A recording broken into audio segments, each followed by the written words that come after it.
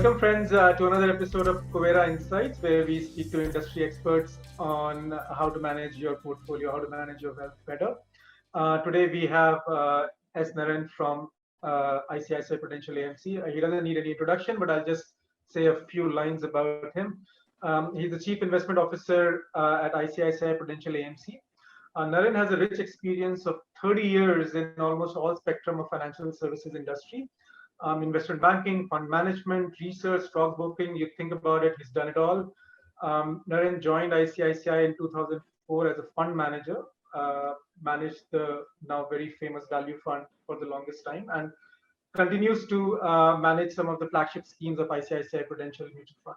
So welcome, Naren. Welcome to Covera, and I think our viewers will be very happy to hear your thoughts on the state of the markets. Right. So let's start with a pretty broad question, right? So what's your market outlook for this year and next year? Actually, it's a very, we had a view which was there till February. And Right. after that, COVID struck. And what we realized as I speak to you in the end April is that the market has functioned as though COVID-2 didn't happen. True. And that has been the most surprising thing. What it goes to show is something interesting, that what matters to equity market in India is what happens globally more than what happens locally, particularly in the near term. Because otherwise, if someone had presented to you this data, let's say in early March, you're going to have a big attack of COVID, and most parts of India are again going to be in local containment zones, and we're going to go back to that kind of environment. And if I were to tell you markets are not going to go down, no one would have believed it. But that's precisely what happened. Why did this happen? It happened because globally markets are on an uptick, and global risk appetite has been going up. And because global markets are going up, Indian markets managed to hold. And that has been my most surprising thing, which I learned in the last 1 month. Because I knew that COVID was a short cycle kind of disease. So over a 4 to 6 month period, we would come out of it due to vaccination and various other things. But I did expect a higher amount of volatility. Even that didn't happen. And that is the way I look at it. Are you seeing a lot of institutional demand from foreign entities? Are you seeing a lot of money flowing into India? Is that what's keeping it up? Actually, there are some amount of foreign demand, but I think, there is an equity cult after 2020, and people are saying that equities will recover if there is a correction. And that kind of a mindset seems to have got created in a lot of people, particularly among domestics. So even if I look at the data in the last 1 month, I don't think it seems to suggest that it is the foreigners who kept the market afloat or pulled it up. It is, I think, the locals who actually managed to keep the market afloat is what I can see from the data. But what there's even a term for it, right? I mean, it's BTT, buy the dip. So people don't even call it. But I totally agree with you. But I think what I want to still mention to people is, while this is what has happened in the last 1 month, and that is going to give a lot of false feeling that markets are very safe even if anything happens. My own view is that if I look longer and let's say take the next 2 to 3 years, I think there is clearly scope for volatility at some point of time when the global central banks who pumped $20,000 billion in the market over a period of time. And they have kept the market afloat over the last 12 to 13 years by continuously printing money. At some point of time, they are going to actually withdraw all that stimulus or increase interest rates. That point of time, we are going to see serious volatility. And because we have had continuous rallies globally from 2012 and in India recently, people have forgotten the word risk in equity. And that is going to clearly play out at some point of time and give people a real hit. And this is something I worry about because, I have seen the 90s. Right. And right. many people haven't seen the 90s. In 90s, in early 90s, as people used to think equities is a great asset class. But finally, there were a set of events which showed how equities can be risky. And after that, for a long period of time, equities went out of the window. And I believe that people have to recognize that equities is an absolutely outstanding asset class, but it is not a zero risk asset class. Can you also talk to us a bit more about the 96 to 2002 tech bull run? Because I think this time around also most of the bullishness or most of the returns are coming from same technology sector. And how does that sector actually react if and when the risk you're talking about, that is, developed markets raising rates, how does that sector usually react to that? And what would be if there are any kind of, effects in India of the same? I'm one of the few people who have seen the 90s, and who are managing other people's money. Most Right. of the people who have been in markets in 90s, they are managing their own money. Right. So what happens is that in 90s, what happened is suddenly interest rates went up. And people don't know that in that era, Larsen & Toubro and Tata Steel and Gujarat government borrowed money at 16% interest rates. And what happened when that happened?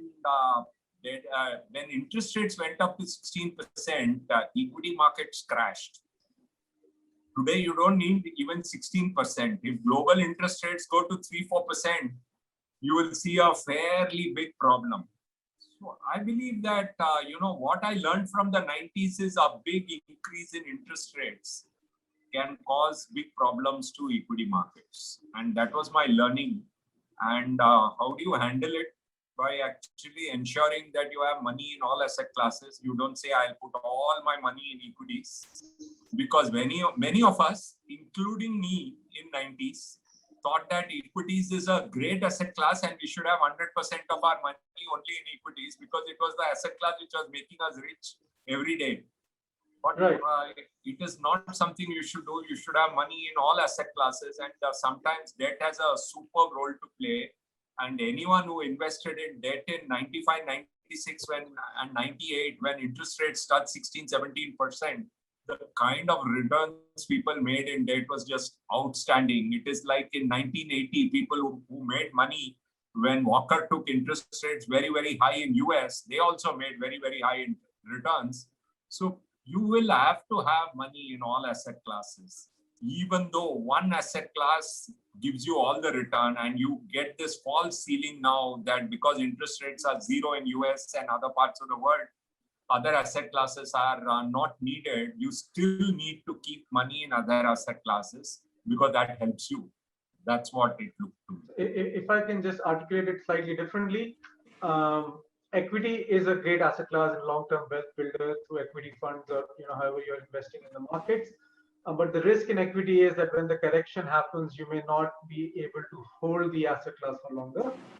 And you're probably scared or you probably think that you're going to lose all your money and you will sell and you will not get the long-term compounding. Is that because see, if you can actually hold it for the entire duration, you would still want to be in equity. Is that a fair way to put it? Exactly. And really what happened was the people who invested in 94, 95, if you remember that famous mutual fund, which started in 94, 95, they didn't hold on all the way. And they sold off in 2000 and 2001 too. And from 94 to 2001 too, they made zero returns or negative returns. And that's what happened in the last cycle. And you know the institution because I was seeing your profile. You have even worked in that institution.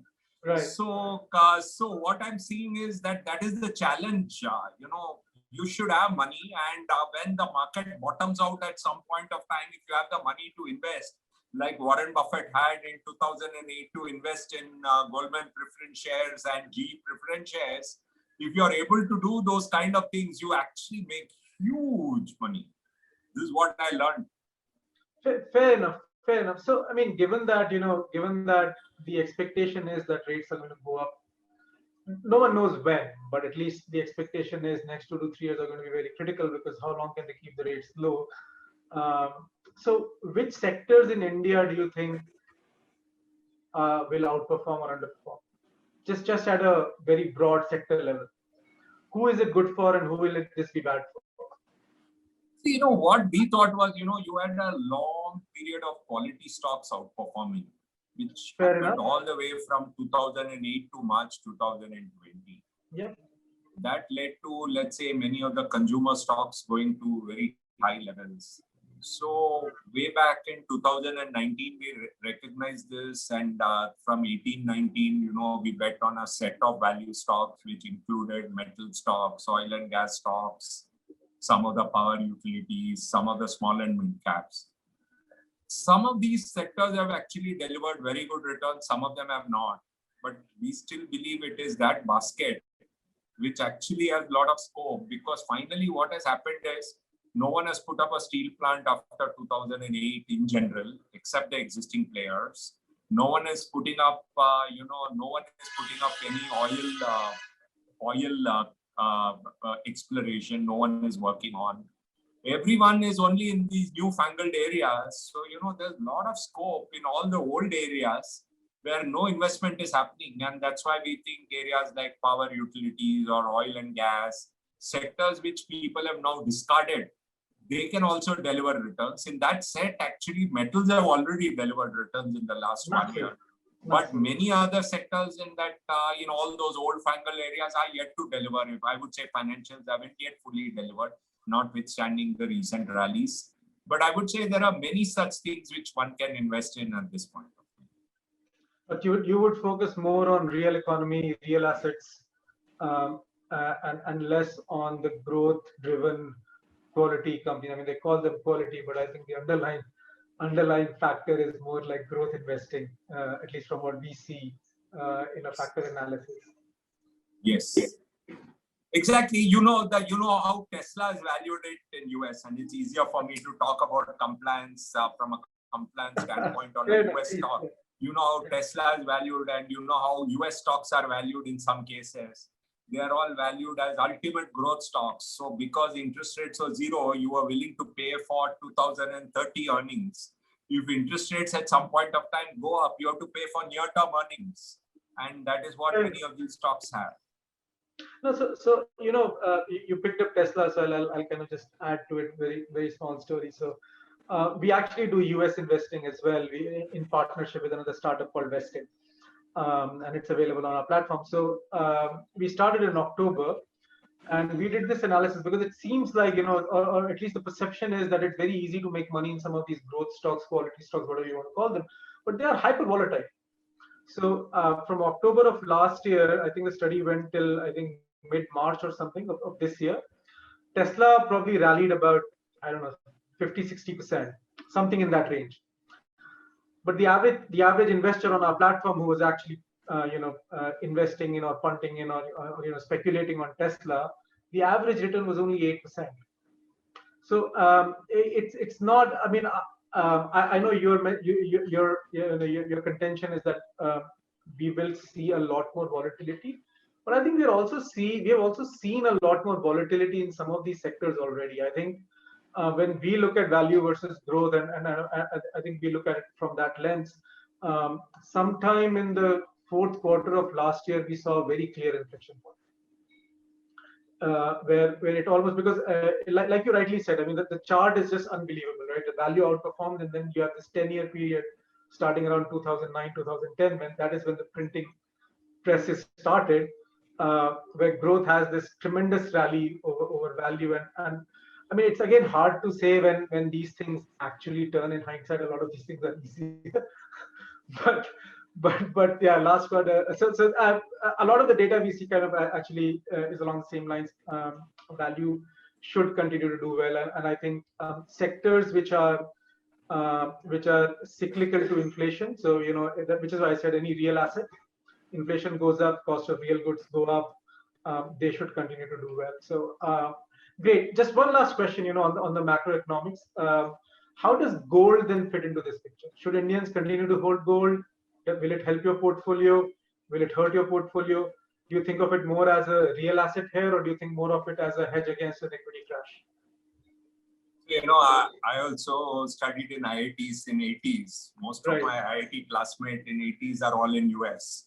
So, they consider gold as a asset class, which they have forgotten against cryptocurrencies. All of them trade only cryptocurrencies. So, I have my monthly investment chats with them. What I've come to a conclusion after discussing with them is cryptocurrencies have to have a fall. The day cryptocurrencies have a meaningful fall, after that, gold will deliver. Otherwise, cryptocurrencies have been this modern day gold for many of the people in Western world. It has the excitement, right? It has so much excitement. Even Elon Musk tweets about it. Who tweets about gold? So what has happened is, if only Indians are interested, it can't deliver. You have to get the Americans to get involved in it. That will happen only after the cryptocurrencies have some setback. So somewhere the cryptocurrencies have a setback. Let's Bitcoin have a meaningful setback. Once they have it, after that, gold will perform. So I think gold is an asset class which I think people should do an SIP in now. Because I feel that, you don't know when cryptocurrencies are going to have a setback. That I don't know. Gold will be an ultimate insurance, because I don't think cryptocurrencies can be, because the regulators are not going to be happy to let it all go into an asset class where someone like a Turkish person can run away with $2 billion of cryptocurrencies or something like that. So eventually there is a problem. So it's a SIP. You do an SIP in gold. Eventually, one day you'll see crypto having a problem, and that day gold will give you all the returns bunched up. Till that day, gold will be a sleepy asset class, and you'll get all your returns bunched up. That's how I'm thinking about it based on all my conversations with my classmates. This is the time. So, like in a true, I wouldn't. I mean, it's a most used word, but like a true value investor, right now is the time to build a position. Yeah. And you build it slowly, and then it delivers. No, fair enough. Fantastic. It's something we kind of 100% agree with. Thank you so much for speaking with us. It's been a pleasure. Thank you.